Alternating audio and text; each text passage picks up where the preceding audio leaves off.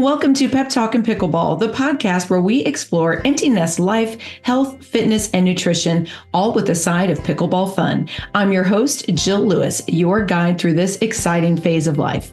As a certified faster way to fat loss coach and fellow empty nester, I'm here to share insights, interview experts, and yes, sprinkle in some pickleball talk. Join me for weekly doses of motivation and laughter as we navigate health, happiness, and pickleball passion. Grab your paddle, join the conversation, and let's dive into Pep Talk and Pickleball.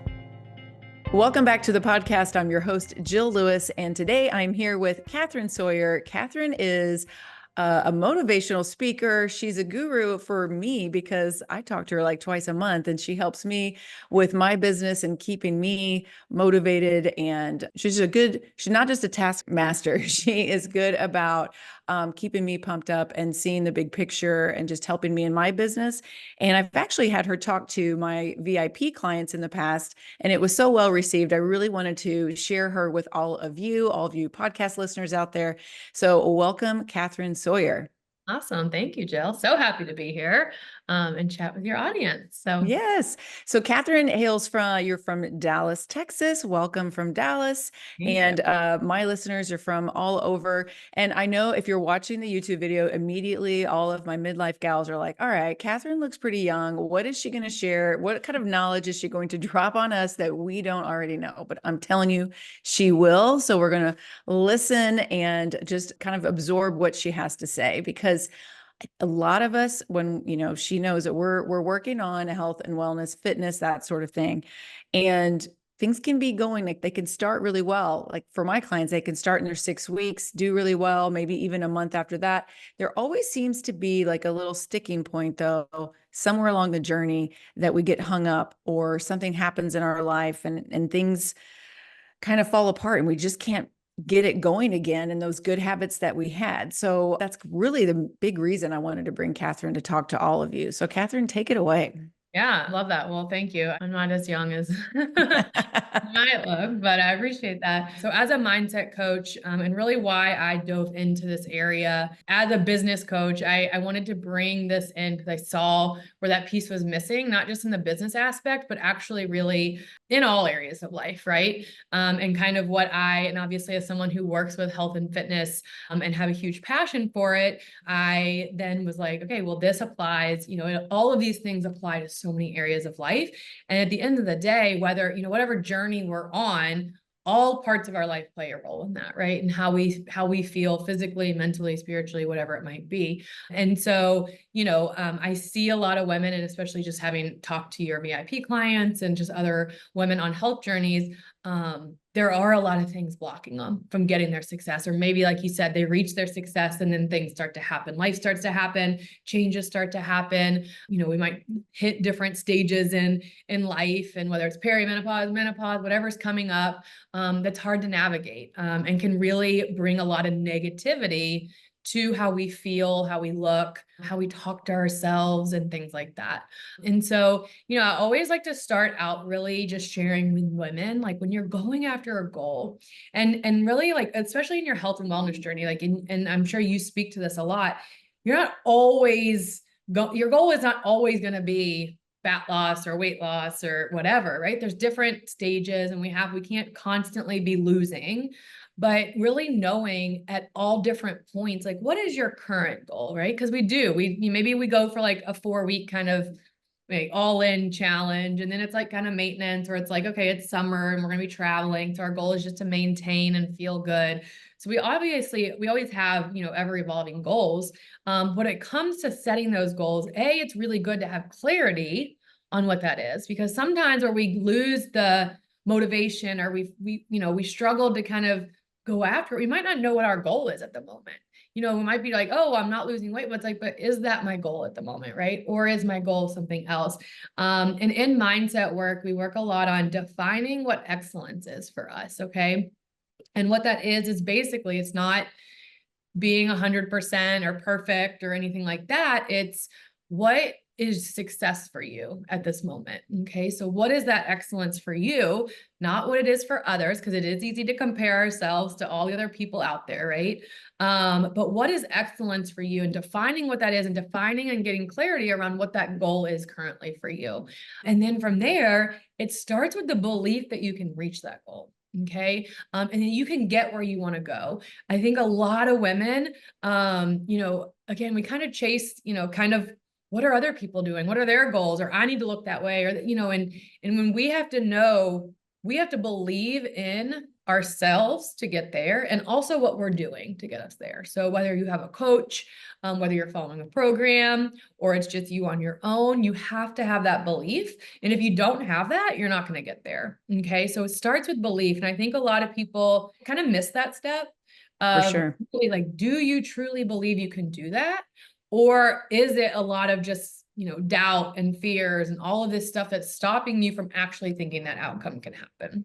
Okay. Yeah, that's definitely a step I don't think probably a lot of people don't take, is even thinking about that in their mind. Yeah. So that's Like, great. So kind of step one is really just, really, I guess step one is having the goal. Is that what you would say? And then maybe step two is like going, okay, and I believe in myself that I can do this. Yeah. And when we want to go after a goal, so we decide what that is, right? We decide that dream outcome. Essentially, think of like a GPS. Like we have to put in the exact address to get where we want to go. I always use Texas as an example because it's so big. Like if you just put Texas in your GPS from Illinois, like you could land a lot of different places, right? And so you've got to know kind of where you're going so that you know what framework, what path, what program, what strategies, what direction to work toward. But once you figure that out of, hey, right now, this is my goal, then you have to decide and commit that you're going to make that change, that it's going to happen. Okay. A lot of mindset work and stuff that we do, it's a lot of, we like to say it's manifesting, and it's not the woo-woo manifesting that we think we just say it out loud 10 times and like, hopefully it happens. It's really making it happen. It's deciding that's gonna happen. There's no ifs, ands, or buts. It might take me longer than planned. Might have to go a different route. Roads might be closed type of thing, but like, I am going to get there. Right. And you have to decide and commit to that you're willing to do the work, that you're willing to make the sacrifices, whatever it might be to get there, and then believe that you can get there. Right. So that's I'm pumped already. Yeah. So that's kind of where it starts. And I think it's easy to chase the shiny object type of thing of the like, oh, there's this cool new program, or this cool, everyone's saying do this, or look at how my friends look or how they feel. And we chase this shiny object. But is it really something that we want? It means a lot to us. And what happens when we set goals, why a lot of this stuff comes into play and why our mind starts to keep us from reaching that goal, is that when a goal is big enough and means enough, and this is why I always tell people, like, when you have a goal, don't just say like your why is like, I just want to lose some weight, or I want to feel better. But like, why? Like, I always say, like, ask why. Like, so yeah, keep digging down to like the core, like the stuff that gives you chills, like, oh, because I want to be there for my grandkid, stuff like that. Right.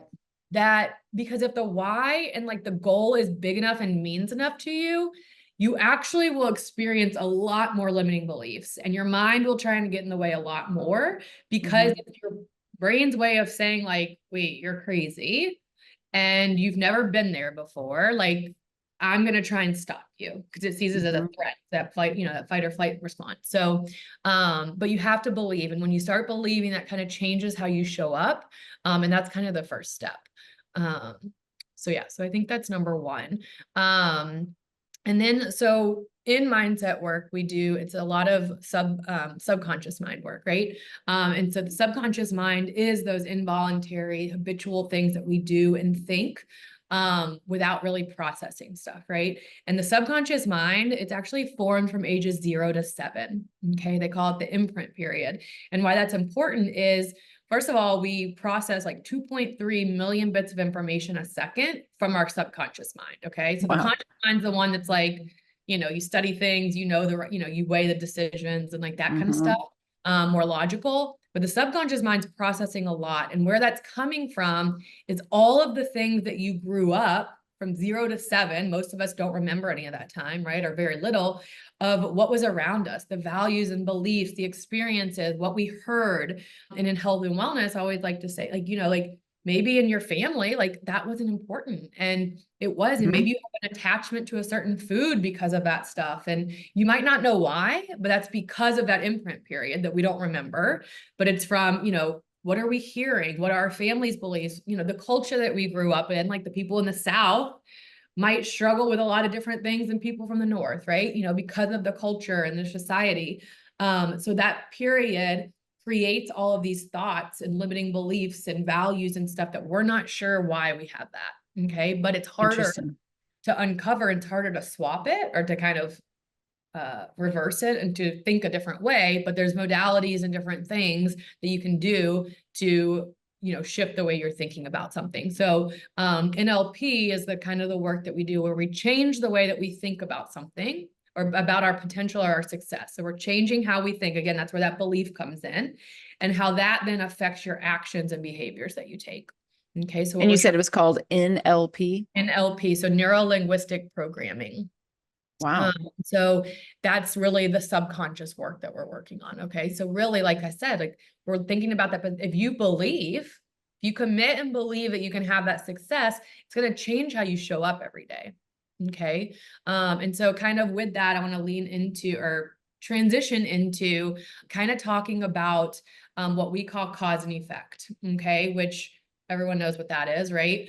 In this realm, it's basically results versus reasons. So when living in cause, you're living your results driven. When you're living in effect, you're reasons driven. And most of us are reasons driven, meaning we like to blame something or someone or whatever for how we are, okay, or the person that we are, or the lack of hitting that goal, or the results that we're getting, right? Whether it's, oh, I'm too old, it's just my age. It's because of the stage of life I'm going through. It just is what it is. Like we've all had those thoughts, right? We've also probably all been told that or heard that. For sure. Or it's because I'm a busy mom and I don't have time, or it's because I work full time and I don't have time. It's, whatever. It runs in the family. It's genetics. It's that, stuff like that. And then when that happens, we tend to take negative actions. Okay. And if you think through it, whatever goal you are going after, it tends to allow us to be like, oh, we got to do that because like, if I do want to lose this weight, like I got to eat this salad, or I have to lift this weight, or, whatever. And we just tend to have a little bit more negative connotation and feeling towards things, versus living in cause, which is just results driven, is focusing on what it is that we want. So that dream outcome, that goal. We don't want to say, and I always like to say, like, set a goal of what you want, not what you don't want. And we tend, especially in health and wellness, we're setting goals to get away from something, correct? So we want to shift it. What is it that we want? So I want all of you to ask yourself today, what is it that I want? Not what I don't want. I don't want, and like keep it, instead of like, I want to lose 10 pounds, I want to feel this way. I want to fit back into these clothes, or feel confident in these clothes, or something like that. But you'll see how it changes. Like when you're results driven and that outcome that you want, you tend to like, I get to do this. You're more excited to do the work versus the reasons driven. Okay. And you tend to, kind of, oh, I get to work out. I get to be strong. I get to do this thing. I get to fuel my body with whole foods and, macros and things like that, so that I feel better. And so the way we think affects the way that we behave. And those actions want to be obviously more positive with it.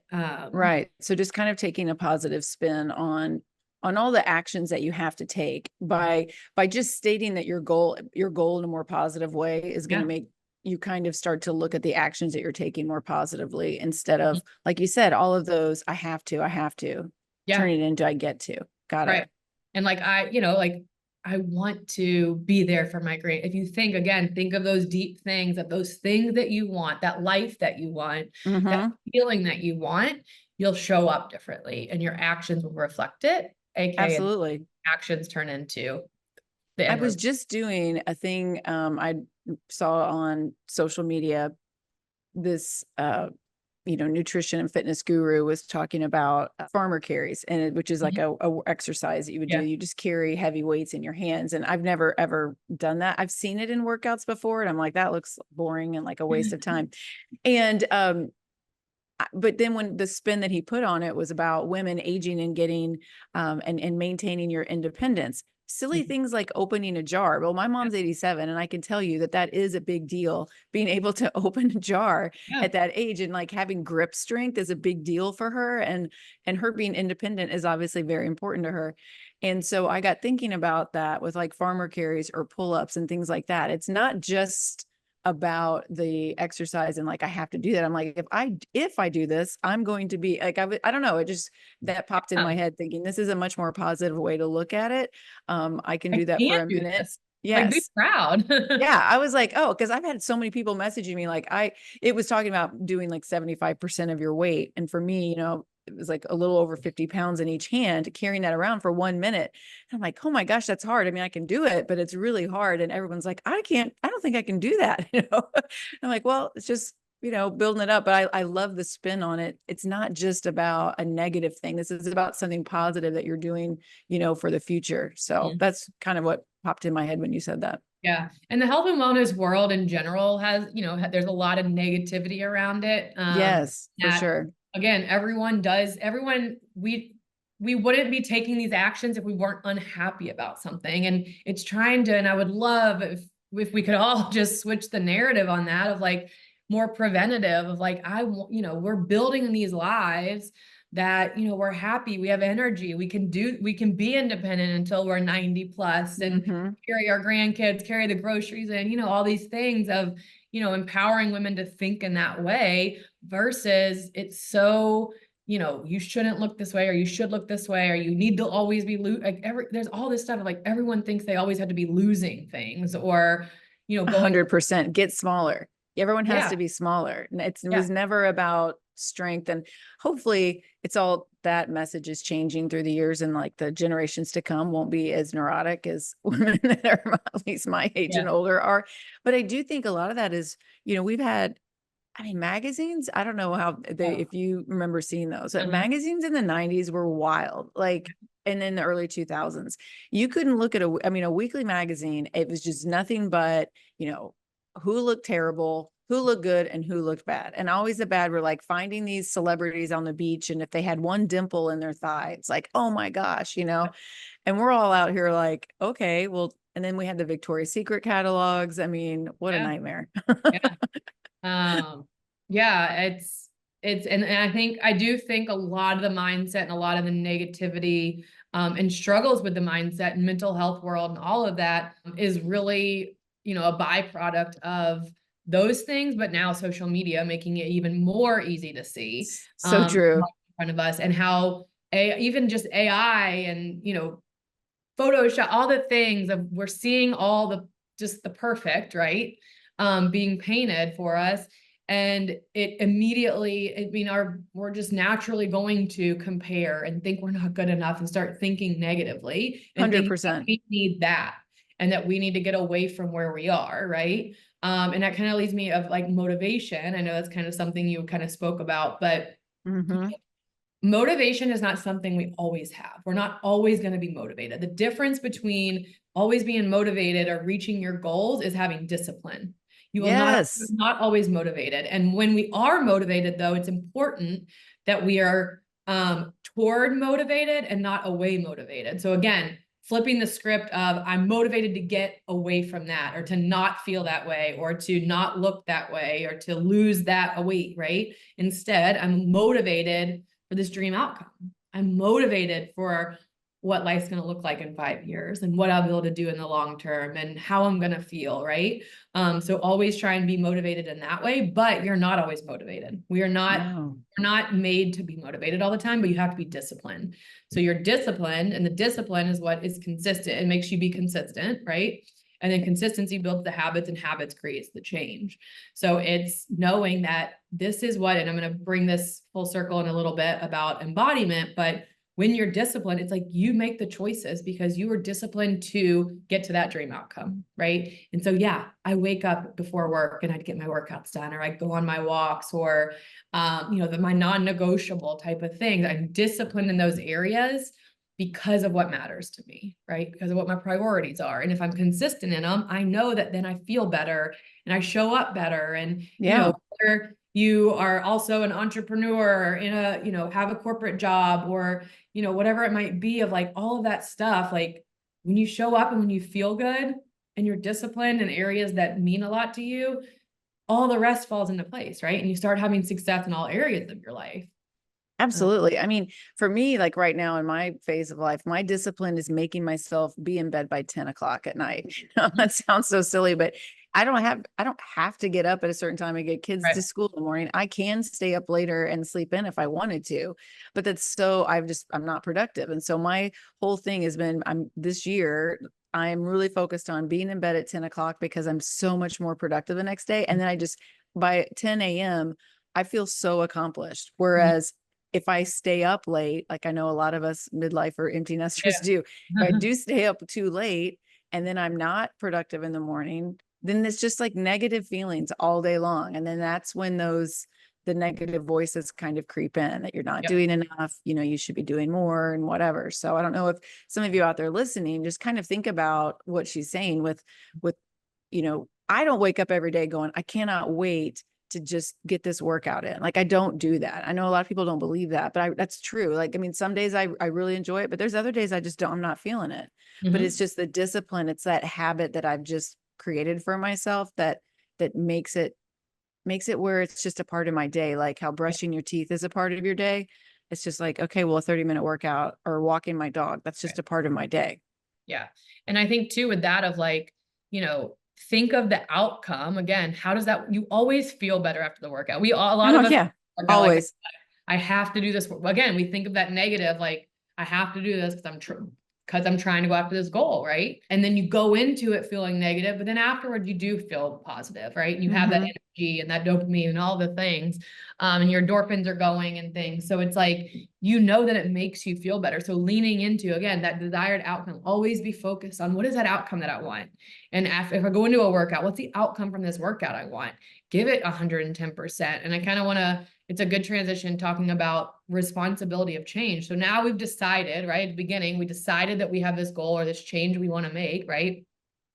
And we commit to it and we believe we can get there. But there's also a level of responsibility. And I think a lot of women struggle with this. And I always like to kind of give a caveat of like, it's a little like, this is kind of like you're coming to Jesus moment of it's sometimes like a hard truth. But at the end of the day, like no matter, what support you have, whether you have a coach or you're in a program or you belong to a gym or whatever, the responsibility of the change, it lies on you. And you are the only person responsible for getting where you're trying to go. No one can help you. They can guide you. Yes, they can be support, but you have to do the work, So if you work with Jill, she can't, she can't cook your meals or she can't take you to the gym, right? You have to do it. The gyms, they aren't sitting there calling you like, hey, are you showing up today? That's not how they make their money. They want you to not show up. All the thing. But the first, like it's, if you are in a program or you have a mentor, coach or whatever, or accountability buddy, it's about using those resources that you have and taking the responsibility of like, I'm going to do this and doing the action and showing up. But with that, it's also, I think a lot of times, because again, when we live in that reason, that effect way, it's easy for us to be like, oh, like I'm doing all the things. I'm working out, I'm eating good, I'm tracking my macros and this and that. And I always like to say, and it's like, if you're not getting results, it's like, you have to be honest, and that responsibility of change being, okay, well, like, are you giving it 110% in your workouts? Or are you just showing up? Like there's a difference between just looking cute and walking to the gym and just like, picking up some 10-pound weights, like looking good and leaving and saying I worked out versus like, leaving it with like sweaty, your hair's a mess and you look a mess and you gave it your all, right? And you like, were making silly faces because the weights were so heavy, right? Or maybe you work out at home and you started with 10-pound weights and like those are easy now and you're not seeing results anymore. It's like, okay, well, are you buying new weights? Are you trying? Or if you're weighing your food, it's like, well, are you like actually, are you guessing or are you still weighing, right? Are you weighing it properly? Are you, stuff like that, to where that Are you tracking all the snacks? yes. Yeah, because if it adds up, even if it's like one bite here, one bite there, especially if you have little kids and you're just constantly like, oh, I'm eating my salad, but my kids have fries. Like, let me have a couple, right? Well, how many times do you do that? So all of that responsibility lies on you. And so it's taking that responsibility and that ownership of, this is what I want. This is that outcome that I want. And it's only up to me to get there. Right. And so I think a lot of us sometimes need that little reminder. You need that little kick in the pants. I mean, that is what that's just, and everybody needs that. Everybody needs that, in so many aspects of our life. Oh my gosh. And more parents need to teach their kids that, no one's like coming to rescue you all the time. At some point, the onus is on you. And you always have to go back to that goal. I'm always telling my clients, like, write it down. What, when they sign up to work with me, I'm always like, how do you want to feel at the end of this, at the end of your time working with me? What are you wanting to feel? And then it's like, write that down and put it in your closet or in your bathroom or on your refrigerator or something. Keep reminding yourself of, like, what was the why? Why did you sign up for this? And, or like, what would you want me to say to you if you gave up on yourself, And I just think, like, you got to start thinking in those ways and just keep remembering, like, you started this journey for a reason. But tell me this, I have so many people that, like I said, things could be sailing along, but then something can happen. It could be a parent got sick. It could be, maybe someone in their family got married and that, there was like the month of wedding chaos going on and, or they had a vacation even, sometimes vacations, I'm always encouraging people, take vacations, enjoy it, take a mental break from all things, and then it'll be there when you get back. But sometimes that getting back is so difficult. Why do you think that is? I think the main reason is if we're trying to do things too extreme, and we've had this conversation recently of, like, if you're going too extreme and making too many changes all at once, or like kind of that all or nothing mindset, and then you come out of it, we're back into that negativity of, like, I'm not good enough, or I messed up, or I failed. Absolutely. There is no failure. It's only feedback. So when you feel like you didn't do something or you're struggling, it's like, learn from that. Like, maybe that means, like, you can't just completely get rid of the one thing that you really enjoy, right? Life's about being, enjoying it and doing the things that you like to do. We're not saying, okay, everybody eat, kale and chicken for the rest of the day, right? And so, it's finding that balance and, like, what works for you, to where, you're like, so for me, like, for instance, like in business, like, I'm always after a vacation. I used to be, because it's like, you want that job, you want that life that you don't need a vacation from, or so similar. You want that lifestyle that you don't feel like you're like, oh my gosh, thank goodness I have a break from it, right? Of creating that incorporates things. In my program, I really go through, like, we do a lot of reflecting of, like, what are the things that we do? It's okay to enjoy some things and have fun and indulge and all that, and what's important to you, and knowing that stuff so that it's part of your everyday lifestyle, so that, again, it's not like I am extreme for a month and then I had to go on vacation for a week and I get all off of it and I'm like, I never want to go back to that, right? So it's like building that life that you don't need that vacation from, which I guess, but I'm saying in, like, a way of, like, lifestyle, right? So, trying to find that balance, and everyone's different. So if you feel that way, think about, okay, well, what am I doing that, like, what do I not want to go back to? What am I dreading going back to? Right. And we might need to make some adjustments there of, okay, maybe, like, the tracking, weighing your food isn't for you, or maybe completely eliminating this thing isn't for you. And how can we kind of work it in? But I also think just, again, if you're, again, all of that positive thinking, if you're focused on your outcome, and that, and I think a lot of times too, when we allow that to be an excuse. I think it's not necessarily, it's just like, okay, it was easy to take that break and life was amazing, so I'm going to use that as an excuse, because, you probably came back feeling maybe a little bloated or sluggish, whatever. It's like, oh, well, I'm back to this because I did that.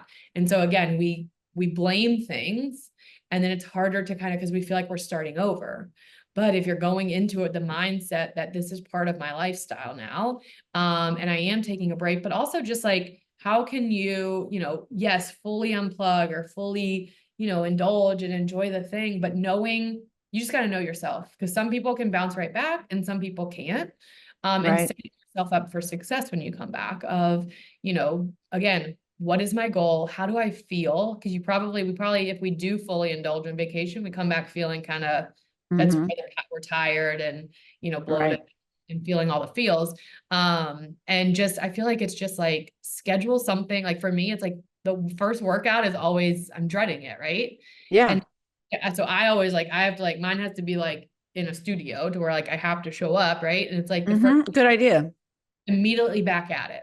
And for me, it's like, I won't eat good until I first like take care of like move. Like when I move, I want to eat good versus like vice versa. And so it's like, okay, just like come back to it and like go to a workout, get a workout in, go to a class if you need to, whatever it might be. I like that. The rest kind of falls into place. So, and it's funny how like muscle, we know muscle memory, like physically, but there's also with your brain, I think, the more that you kind of stop and quit something, the easier it becomes. But the more that you don't, when you stop doing that, then that becomes easier. So, there's such a thing as muscle memory with you stopping and starting all the time. And if you've been doing that for decades, that is a tough thing to overcome. Yeah, for sure. I think too, just like self-sabotaging of, what self-sabotage is really it's when we do or don't do things that block us from our success, right? To prevent us from accomplishing a goal. And kind of what it is, I think a lot of people maybe don't have a full understanding of kind of the why behind it and what it is. And I think I touched on this at the beginning, but so when you set a goal, what's happening is we have a biological response. Okay. So a neurological response where the feel-good neurotransmitter dopamine, okay, we get a boost in that when we set a goal. So like when we set this goal, we get excited. We're usually excited and, all these things, right? But then when it's time to do them and to execute and go reach it, we start to have that feel of failure, right? Like, well, what if I don't do it? Or can I do this? Or like, this workout's going to be really hard. Like I haven't lifted weights before, whatever. And it triggers avoidant behavior. So whether we do something that's opposite and it doesn't align, or whether we just don't do anything at all, right? And so basically that's our brain's way of saying like, this is a threat.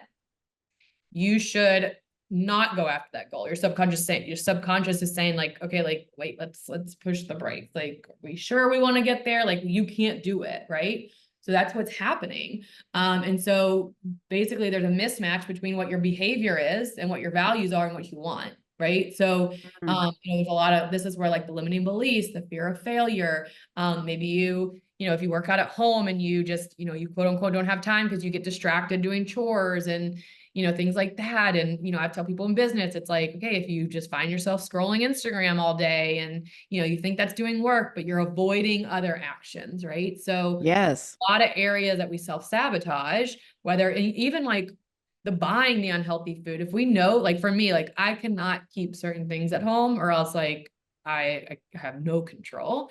And so, so as I know to like not buy those things but if I do, then it's self-sabotaging because I'm choosing to do a behavior that doesn't align with my values and goals at the time. Right. And so, whether it's skipping a workout because you're tired or it's watching Netflix instead of going on a walk at night or something like that, that's all self-sabotage. I'm thinking of like dark chocolate chips. When I buy those. I literally, Jenny's ice cream was like my favorite, and it was buy one, get one free the other day at the store. And it had like all the like new fall ones out. Oh no. So I bought two little like pints or whatever. And I literally that night like ate some. And then I literally threw the rest away. Like that was like, I knew I had to. I was like, otherwise every night this week, I'm going to be doing that. And I literally went in and I'm like, why did that? So relatable. But I also went to the grocery hungry. So like, that's, I know, but when they come out with those new like fall flavors, pumpkin ice cream or pumpkin, that sounds delicious. So I would rather waste $7 and throw this away than like. It's a good little lesson for you. Yeah. But like, it's self-sabotage, but then but I recognized it. I knew this is in my freezer every night when I open it, I'm going to see it and I'm going to eat it. 100%. Yeah. I also have like no one watching over me to say like, what are you doing? So you don't have to hide it from anybody. Yeah. But like for parents who have kids, like I always tell my friend with kids, I'm like, I don't know how you live in the house and look at all this stuff. You have to have that discipline though. That's where that discipline comes in and stuff. But yeah, self-sabotage is a real thing. It's affecting us daily. So embodiment, I kind of mentioned I might talk about that at the end, but so what embodiment is, that's kind of the manifestation. So again, manifestation is not talking something into existence, but acting something into existence. Okay. So it's how we believe that we can get there, and it's using our beliefs to then show up as that person. So we believe that we're already that person. Okay. So if you have this goal, and this is a really powerful tool, especially in the business world, but you basically write out like, who is that? Like with that goal I have, with that desired outcome, who am I? How do I act? How do I show up? How do I dress? How do I eat? What is my morning routine? What does my workouts look like? Who am I hanging out with? Like, what does my, my life look like? And what are my hobbies and all these things? And you like literally get detailed, and it's okay to like have like a person kind of in mind that we're like, oh, like that's what I want to be, or she's who I want to be, right? We write all those characteristics, all those traits, all those, things that they do, and we start being that person now. So it's like, okay, if 2.0 you is the, the active, the pickleballer who's in clubs and golfing every day, like start doing it, right? Because we act our way into a new reality. There's a quote that says, it's easier to act yourself into a new way of thinking than it is to think yourself into a new way of acting. So that's good. We think differently about ourselves because we are that person. We're feeling that of what it would be like, and we start showing up, and then the results start to come. So if 2.0 you, I always say 2.0 version, 2.0 you is doing strength classes 3 days a week and lifting heavier weights, and you start doing that, then the results are going to come, right? And so you just start being that person. And I have, like you were talking about, kind of reminders about your goals. So I literally like on my computer, my other computer screen, like it's business goals sit there, but then next to my coffee pot, because that's like usually where I go to first thing in the morning, it has like 2.0 me like there. So it's like, okay, like as soon as I wake up, like that's my reminder that like whatever decision I make, and like, so there's also one that's right next to where my phone sits for when the alarm goes off, and it's like 2.0, that's all it says. And so I know when I wake up, like the 2.0 version of me like doesn't hit the snooze button. So at 5:30, like I get up and I start my morning routine, and I do my thing, but it's just a reminder for me, like what would 2.0 me do? Would I hit snooze or would I not hit snooze? Would she hit snooze or not hit snooze, right? Wow, I love that. Every decision of like, would 2.0 me skip the gym, or would 2.0 me go to the gym or do the workout, right? Would I, opt for the French fries or opt for the side salad? Like just kind of things like that it helps you make those decisions versus letting the subconscious mind just run with it, because the subconscious mind and the feelings and stuff are going to tell us like, okay, like eat the fries. Yeah, you deserve it. Yeah. Right. And it's like, but what's my outcome? And again, there's different phases. Sometimes we're just kind of in the, living life type of thing. Like I always tell people, like for me, like when it comes to, again, that defining success and that word excellence, that's why it's important to define it for you, because it looks different for everybody. Like for me, it's someone my age that, maybe has a similar body, like might have, like, could I go and like look a lot better and, whatever physique and be quote unquote skinnier and all this stuff? Yes. But like, I'm a 37-year-old single person in a big city, and like the socialization and going out and having a cocktail or going out to eat or, whatever is important to me. Like that's more important for my mental health and the rest of my health. And what my definition of success is just to feel good and live a life, like have fun with life and in this stage, and make sure I'm around people and all this stuff. So it's important to go kind of, I know like my goal isn't necessarily right now to be that, because there's other things that are important to me. Right. Well, you have more balance, and I think that's what so many, I think so many women in general with regards to health, but more so with fitness, I guess, and how they look, is that they don't realize like having the the ideal body that they are perceiving, their lifestyle is never going to equal like that, because that's not going to be the lifestyle that they want. You know, some people don't understand that for most people, the 6-pack abs on a female is so hard to do. And the way that you can throw a social life out the window. I mean, you're not going out. You're definitely not having cocktails. You're definitely not eating fries. You're definitely not, skipping a workout here or there. I mean, that is like a whole other level of that. I always think that's not who you are anyway, So Right. why? And I think that's why it's important, like you said in the beginning, to just keep going into your why. You might think that that's something that you want, but as you keep digging down into it, I think you're going to realize, something more true and more that aligns with you and your lifestyle for sure. It's the same with like money. People say this all the time. Like, just because they have a ton of money doesn't mean they're happy. Yeah. Same, okay, does the person with abs who has 0% body fat, like, is that person happy? And maybe they are, but Yeah. like, if that wouldn't make you happy, if that lifestyle wouldn't make you happy, like, why are you going to chase it? Right. And like, my whole business kind of motto is to build the life of your dreams. So it's like, it's business and life, but like, at the end of the day, like, life is short. It's meant to be lived. And so much of this, and I think society's causing this, whether it's our health and wellness, it's our job, we're always chasing something, right? Yeah. We're always chasing something that puts pressure on us, that then causes stress, that impacts our health. At the end of the day, it's like our goal should be to live a healthy, long, but fun, enjoyable, sustainable life, right? And Right. what's important to us, and what does that look like, and knowing. And that's why I always say, like, whenever you're going after a goal, you've got to know what's important to you. You got to know the things you like, the things you don't like, the things you're willing to give up, the things you're not willing to give up, because that's okay. Just because that person does it doesn't mean you have to. But like, also, like, would you rather have like gone on a ton of vacations like you, like, and explored the world when you die, or would you do you want to be in your grave with a 6-pack? Like, it doesn't matter then, right? I mean, good for the people that have them, but Right. we all have. We're not We all have them. Just some of us have some fun over top of it. That's right. Yeah, we're not dogging on these super fit people. I'm just saying it doesn't align with like what most of my audience is even wanting in life. We're wanting something that most of my clients want, a life that, like we're saying, it's fun. We want to be as healthy as possible, but we still want to have fun and enjoy, especially the second act of life.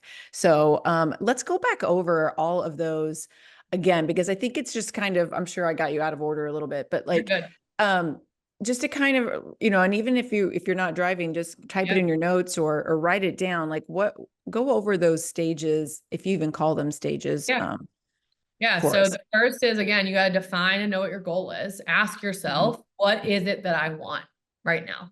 What on this date, like, what is it that I want and I'm going after, right? So defining that, then you decide and you commit that that's going to happen. It will.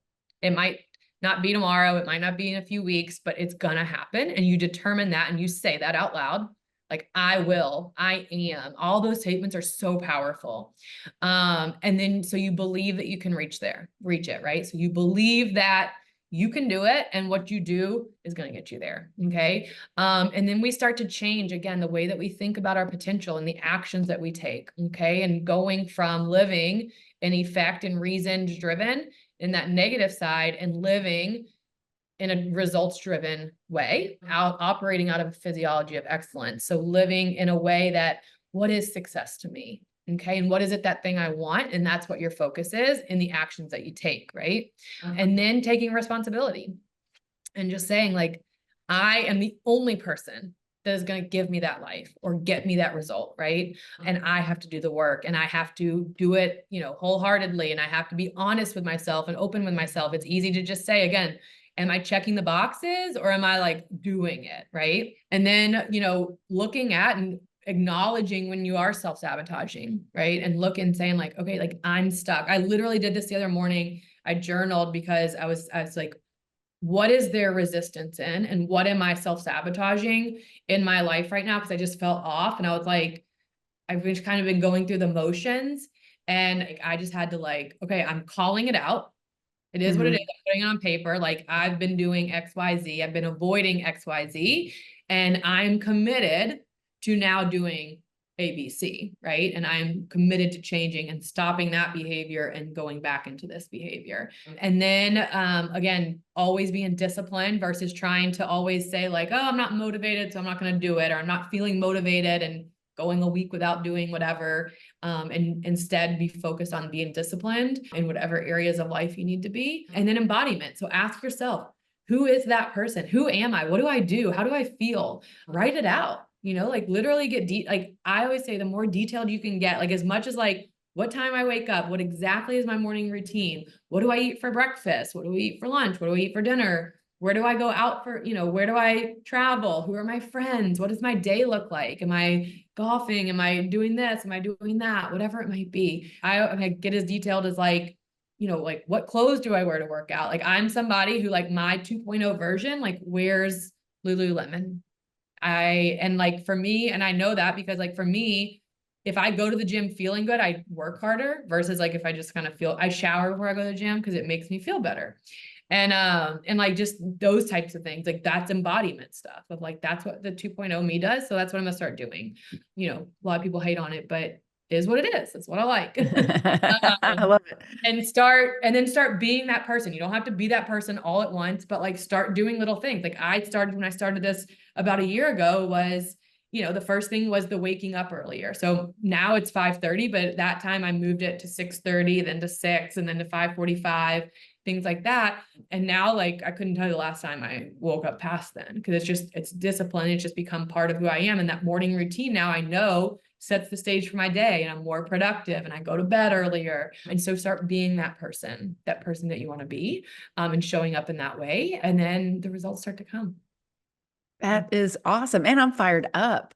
Yay. I'm fired up. I love the 2.0. I think that is, yes, you gotta do it. That's amazing. And I'm going to start using that as well. So especially good for like fall is a really good time for change. I was actually listening to the Mel Robbins podcast, I want to say a few weeks ago now. And it was really cool because she was referencing the like back to school effect, how fall is so powerful, even for adults or people who don't have anything to do with, kids in school, because it's still an effect that we all tend to kind of follow. And like, even for me, like I've never had kids, but I'm like, obviously I went to school, but it's true of like, I'm like, oh, it's back to school. Like you just kind of get back into the rhythm. You tend to get back into routine. You tend to be a little bit more motivated and excited, kind of that back to school feeling, right? And it's because we're still we went through it, and that imprint period, right? We went to school from ages 0 to 7. And so it's kind of ingrained into us that we associate August, September into that. And then we also associate school with like new beginnings and goals, and like we get new things, and it's fun, but we also have to like wake up earlier and be in routine and have sports and very structured life, right? And now as adults, it's not only ingrained in us from the subconscious mind, but all the things that we start seeing the school buses, we see the back to school section at Target, and our friends are talking about it, and like there's tax-free weekend. I don't know if that's everywhere, but they do here. And we see all the stuff, we're surrounded by it, right? And so we tend to, it's a very powerful time to really set some new goals and get back into things. And then she talked about, in January, when it makes sense to do this stuff, especially in the health and wellness world, the reason that people fall off so quickly is because we set year goals, and a year out seems so far. Of like, I have this goal by the end of 2020, we're about to go 2025.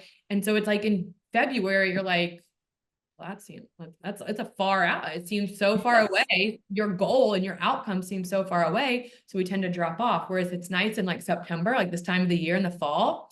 And I think is why a lot of people like jump onto the health and wellness thing of you see kind of, you can kind of like, you have a 3-month time. It's like, I only have to do this for 3 months. And then it becomes a habit though, because it's a shorter amount of time and you're willing to commit to that. Because it's scary to commit to a whole year, but you're committing to just like, okay, let's finish the year strong. I just do it 3 months, right? I think she said the average like time that you can kind of focus on a goal is like 2.5 months. So that's kind of why that October time is really important, because that is that kind of like how long your brain can like stay committed and focused to get you to the end of the year. So, oh man, that is great. Okay. Yeah. I love it. That was so perfect. These next few weeks, it's like, we're going to crush it. Heading into the, in business world, we're talking about Q4, but October, the back to school effect, like recommitting, I love that. And everything you're saying is for so many different aspects of our life, whether it is, money, relationships, it's, job, it's your health, whatever it is that you're working on. So I think so many people are going to get a lot of benefit from this conversation. So thank you so much, Katharine. And tell us where we can find you out on the web. My website is Sawyer.com. And on Instagram, I am Katharine A. Sawyer. It's KATHARINEASAWYER.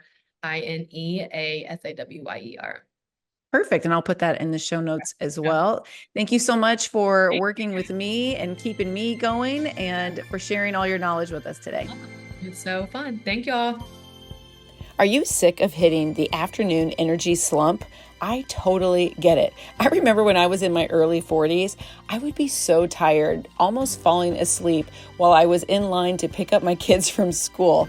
But then at 3 a.m., I would be wide awake. It drove me absolutely crazy. Thankfully, I cracked the code and I figured out how to have amazing energy all day through nutrition and fitness, and I want to share it all with you. All the things that I've learned, I've put my top tips together in an energy boosting guide that is going to help you in your 40s, 50s, and beyond so that you can live your best life with the energy that you were meant to have. Head over to today's show notes and click on the link, and I will send you the free guide that you have amazing energy all day long and into the evening.